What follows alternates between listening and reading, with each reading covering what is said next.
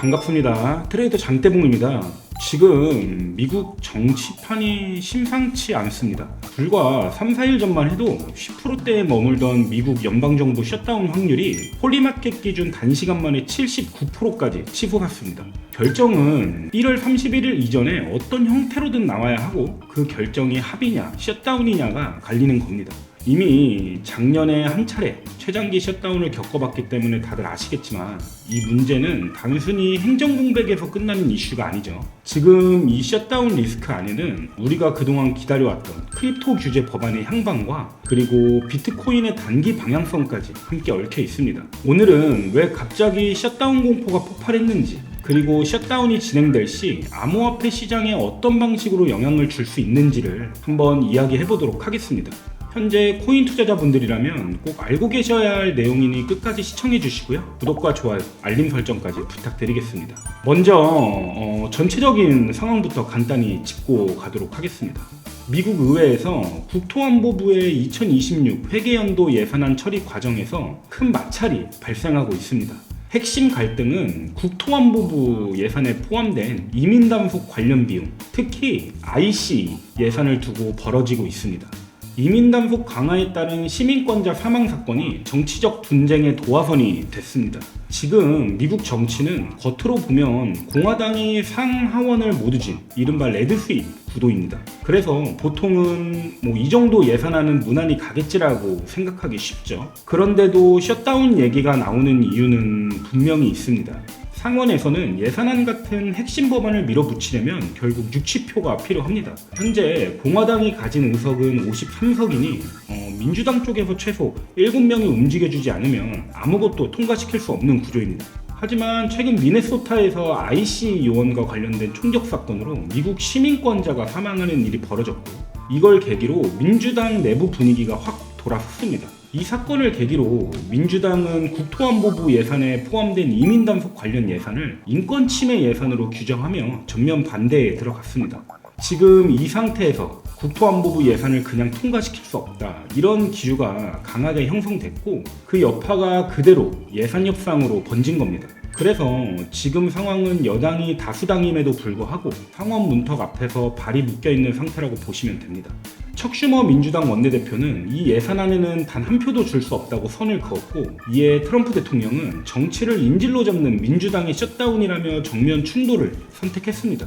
지금 시장의 셧다운 확률을 79% 이상까지 반영하는 이유는 현재까지 타협의 신호가 전혀 보이지 않기 때문입니다.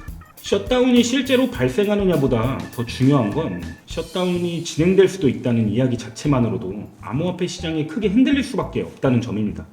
이 불안의 중심에 있는 게 바로 클래리티 법안입니다. 가상자산 시장이 오랫동안 기다려왔던 이른바 규제 명확화 법안이죠. 처음 이 법안이 나왔을 때 취지는 분명했습니다. SEC와 CFTC의 관할을 정리하고 가상자산이 증권인지 상품인지에 대한 기준을 세우자는 것이었습니다. 그래서 업계 전반적으로 기대감이 상당히 컸었죠. 그런데 코인베이스 CEO 브라이언 암스트롱이 이 법안에 대한 지지 철회를 공개적으로 선언하면서 기대감이 컸던 만큼 불안감도 커진 상황입니다. 이유를 들여다보면 그렇게 가볍지만은 않습니다. 첫째는 스테이블 코인 예치 이자 금지 조항입니다. 은행권 로비가 강하게 반영되면서 거래소가 고객에게 스테이블 코인 예치 이자를 제공하는 구조를 사실상 원천 차단하는 내용이 포함되어 있습니다. 둘째는 과도한 공시와 등록 의무입니다. 이름은 명확화이지만 실제 내용을 보면 SEC의 기존 증권 등록 기준을 상당 부분 그대로 가져온 형태입니다. 이 경우 신규 코인 프로젝트들은 출발선에 서보기도 전에 막힐 수 있다는 우려가 나오고 있습니다. 클래리티 법안은 아직 방향을 조율하고 세부 내용을 손봐야 하는 단계에 있습니다. 그런데 만약 셧다운이 현실화되면 이 법안을 다시 논의할 시간도, 의회 차원의 일정 자체도 전부 멈추게 됩니다. 결과적으로는 가상자산 시장은 불안전한 규제안이 그대로 남아있거나 혹은 규제 정립 자체가 뒤로 밀리면서 방향성을 잡지 못하는 불확실한 구간에 들어가게 되는 겁니다. 그렇다면 셧다운은 실제로 시장에 어떤 영향을 줄까요? 막연한 불안감이 아니라 시장 입장에서 바로 체감되는 변화들이 있습니다. 첫 번째는 감독 기간의 사실상 마비입니다. 셧다운이 시작되면 SAC와 CFTC 직원의 90% 이상이 강제 휴무에 들어갑니다. 이 말은 곧 지금 대기 중인 비트코인 ETF 옵션 상품, 솔라나 ETF 관련 절차 같은 행정 이슈들이 전부 멈춰선다는 뜻입니다. 두 번째는 경제 데이터의 공백입니다. 이건 이미 이전 셧다운 때 한번 겪어본 문제죠. 셧다운이 이어지면 CPI나 고용지표 같은 핵심 경제지표 발표가 늦어지거나 멈출 가능성이 커집니다. 그러면 연준은 충분한 데이터 없이 금리 판단을 해야 하는 상황에 놓이고 시장은 방향성을 잃은 채 움직이게 됩니다. 특히나 파월 의장과 트럼프의 갈등이 심화되는 단계 속에서 차기 연준 의장 논의까지 이어지는 현재 상황에서 금리 결정에 영향을 끼치는 데이터의 공백은 시장의 불확실성을 키울 수밖에 없습니다.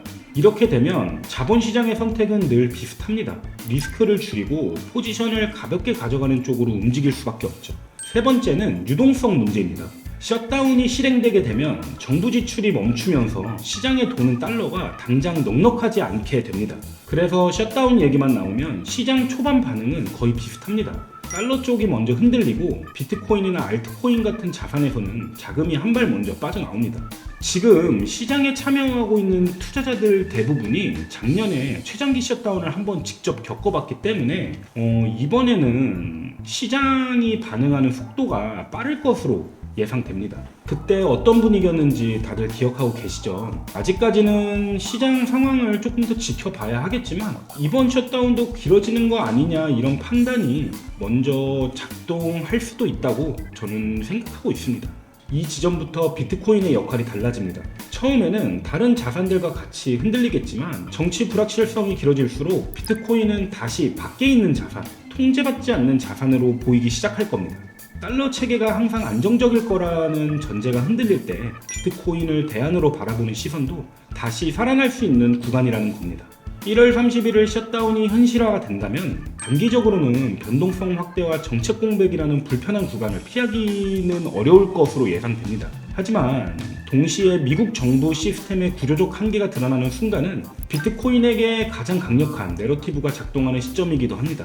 지금은 공격적으로 투자를 하기보다는 31일 전후에 정치적 합의 여부를 지켜보면서 분할 접근을 준비할 구간이라고 저는 생각하고 있습니다.